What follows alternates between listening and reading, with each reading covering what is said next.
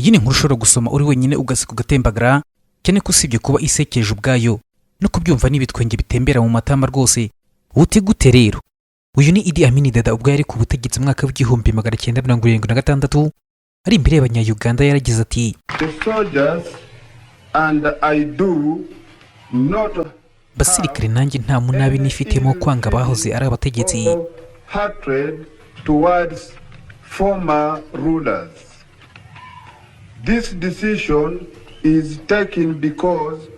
Iki ni icyemezo mfashe kubera ko dushaka kubaka Repubulika ya kabiri ya Uganda ishingiye ku buvandimwe n'uburinganire bw'abantu bose.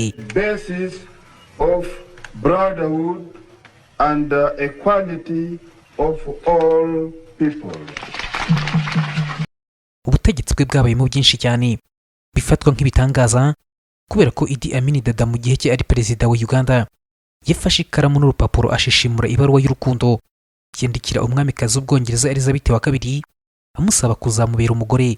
Undi nawe aramuhakanira rwose. Usibye ibi kandi Idi Amin Dada yashatse guhindura izina ry'igihugu cy'Ubugande maze biza kumunanira. Ute gute rero?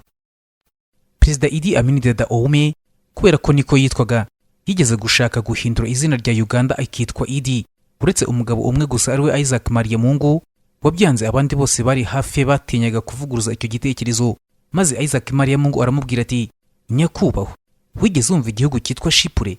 Amin Dada atangaye aramusubiza ati: Shipure se ihuriye n'icyemezo cyanjye cyo guhindura izina ry'igihugu cyacu kikitwa Idi?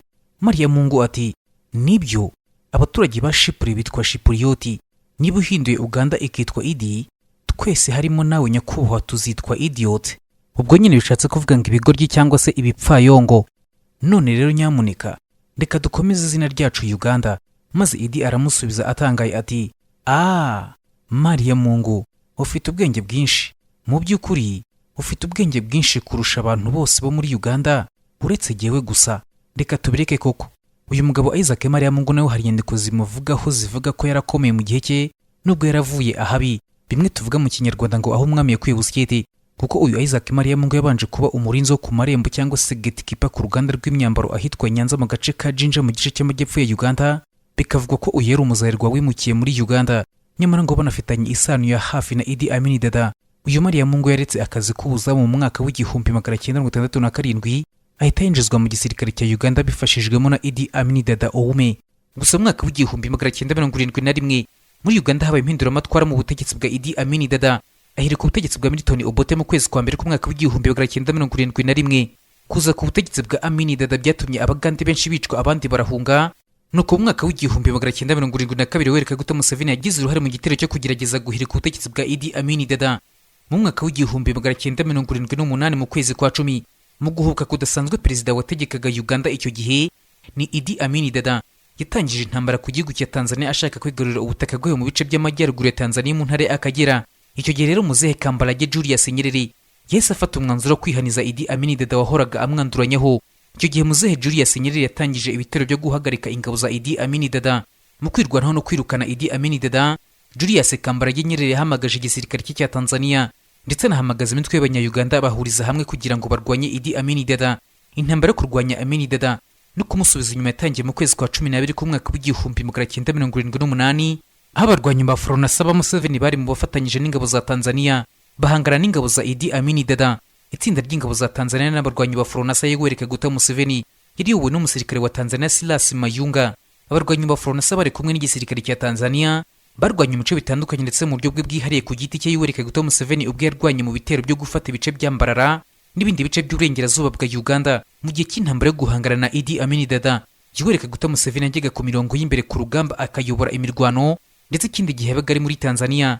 Iyo yabaga ari muri Tanzania mu gihe urugamba rwabaga rurimo rurwanwa, Yoweri Kaguta Museveni yabaga akora ubutaruhuka mu nama zidashira areba uko imitwe itaravugwaga rumwe na leta ya Uganda yarwanyaga Idi Amin Dada kwishyira hamwe ikari mu buryo bw'ahazaza ha politiki ya Uganda.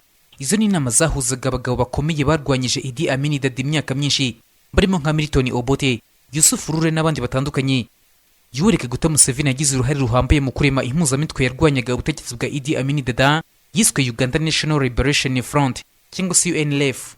Yashinzwe mu nama yateranye mu mujyi wa Moshi wo mu majyaruguru ya Tanzania, mu nama ya Moshi Conference kuva tariki ya 26 kugeza tariki ya 28 z'ukwezi kwa Werurwe mu mwaka w'igihumbi magana cyenda mirongo irindwi n'icyenda.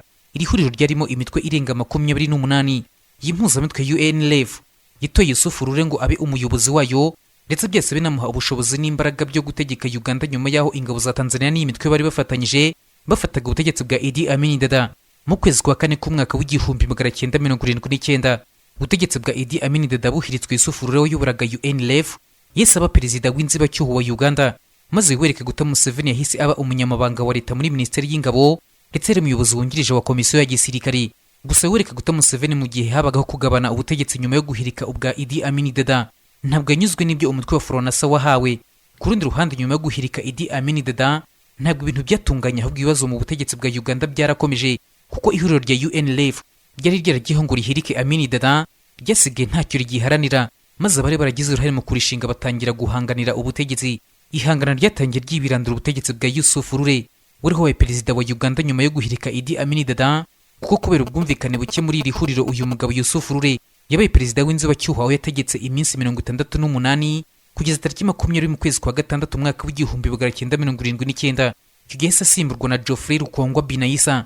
Uyu Geoffrey Binaisa nawe ntiyorohewe, kuko mu mezi 11 kugeza ku itariki 12 z'ukwezi kwa gatanu mu mwaka w'igihumbi magana cyenda mirongo inani, ubwo ibya Binaisa nabyo byabaga ibibazo akavanwa ku butegetsi.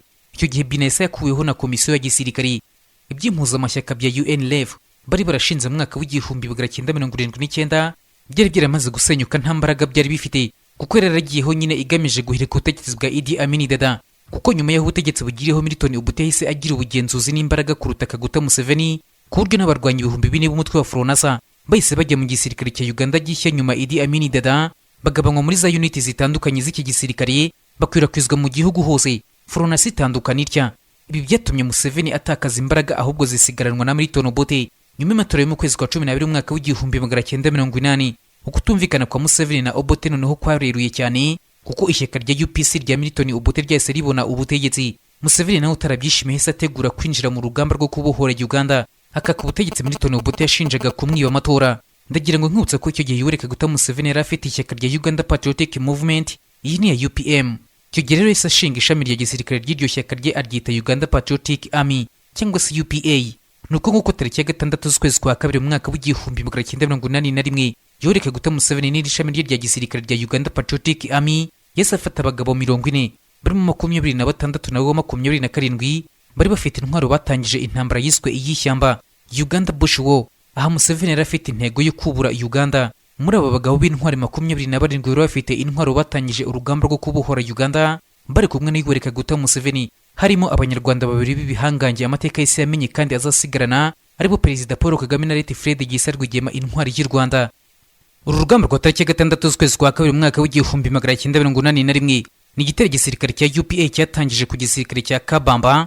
Hano no mu buryo bweruye Yoweri Kaguta Museveni yerekeje mu ntambara byeruye ajya mu ishyamba rya Luwelo, ahashinga ibirindiro bikomeye maze yubaka igisirikare cye. Mu kwezi kwa gatandatu k'umwaka w'igihumbi magana cyenda mirongo inani na rimwe, mu nzira ikomeye yo gukomeza urugamba rwo kubohora Uganda, Museveni yahuje imbaraga na Yusufu Rure wari waregujwe ku butegetsi mu kwezi kwa gatandatu kwa mwaka w'igihumbi magana cyenda mirongo irindwi n'icyenda. Uyu Yusufu Rure amaze kwirukanwa ku butegetsi yashinze umutwe yise Uganda Freedom Fighters, nawe urwanya ubutegetsi bwa Milton Obote. Mu rwego rwo guhuza imbaraga mu kwezi kwa gatandatu k'umwaka w'igihumbi magana cyenda mirongo inani na rimwe, Yoweri Kaguta Museveni mu ishyaka rya Uganda Patriotic Movement n'ishami rye rya gisirikare rya Uganda Patriotic Army yahuje imbaraga na Yusufu Rure n'umutwe witwaga Uganda Freedom Fighters, bashinga umutwe wa politiki wiswe National Resistance Movement cyangwa se NRM, wese ugira ishami rya gisirikare rya National Resistance Army, irindi rya rindi rya NRA. Icyo gihe Yusufu Rure yabaye umuyobozi w'umutwe wa politiki wa National Resistance Movement, naho Yoweri Kaguta Museveni aba umugaba w'ingabo w'ishami rya gisirikare rya National Resistance Army. Maze General Kaguta ategeka igisirikare cye, aratuza abona imbaraga ahangana n'igisirikare cya leta cya Milton Obote, aharanira kubohora Uganda. Iyi ntambara Yoweri Kaguta Museveni yayitangije ku gisirikare cya leta ya Milton Obote, barahangana bikomeye. Museveni yahamagaye urubyiruko rw'Abagande ndetse n'abari mu mpunzi z'Abanyarwanda zari muri Uganda, nabo basanze Museveni cyane cyane zishingiye kuri Kagame na Rwigema, bari muri abo barwanyi ba NRA. Icyo gihe rero mu myaka ine igisirikare cya NRA cyarwanye cyagabye ibitero ku ngabo za leta, maze Milton Obote bimubana ibibazo, igihugu kiranga neza. Milton Obote yageze aho biramunanira burundu, maze nawe bafatanyije bamukuraho amaboko, maze tariki 27 z'ukwezi kwa karindwi mu mwaka w'igihumbi magana cyenda mirongo inani na gatanu, Lieutenant General Tito Okello amuhirika ku butegetsi, maze Milton Obote ahita afasha marahunga ajya muri Kenya, nyuma hajya kuba muri Zambia. Nk'uko byagenze mu mwaka w'igihumbi magana cyenda mirongo irindwi na rimwe ahirika Idi Amin Dada, n'icyo gihe General Okello nawe yarabikoze atyo. Ahangaha General Yoweri Kaguta Museveni yafashwe n'uburakari, kuko General Tito Okello yarabaye nk'ushimuta impinduramatwara yaramaze imyaka 4 arwanira, gusa icyo gihe yiyemeje gukomeza kurwana. Tito Okello nawe ubutegetsi yagabanye ntiyabashije kuburinda, ahubwo ibitero bya NRA ya General Kaguta Museveni byarihuse cyane, biba byinshi bigana impande zose, maze nawe atangira kubyerekeza ku murwa mukuru wa Kampala. Mu bitero byayobowe na murumuna we General Salim Musare, biremereye byerekeje Kampala byarangiye tariki 26 z'ukwezi kwa mbere mu mwaka w'igihumbi magana cyenda mirongo inani na gatandatu. Igisirikare cya NRA gitsinda intambara, umujyi wa Kampala urafatwa.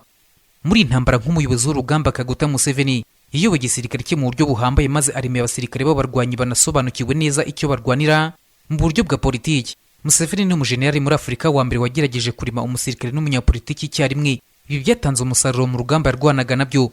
Yoweri Kaguta Museveni mu bushobozi bwe bwo kuyobora intambara byarangiye ageze ku butegetsi muri Uganda. Mu ntambara yamaze imyaka 5, amaze gufata ubutegetsi rero hise ahinduka perezida wa Uganda, anarahirira kuyitegeka. Icyo gihe Museveni amaze gutangazwa nka perezida wa Uganda, yise atangiza ubutegetsi bwo kubaka ubutegetsi buhambaye bwa Uganda, kuko bwari bumaze igihe butari ku murongo. Kuko kuva yabona ubwigenge mu mwaka w'igihumbi magana cyenda mirongo itandatu na kabiri kugeza mu mwaka w'igihumbi magana cyenda mirongo inani na gatandatu, mu myaka 24 gusa Uganda yategetswe n'abaperezida 8. Nuko nsojero nshimira mwese mwadukurikiye, hasigaye naho ubutaha mu bindi biganiro byacu.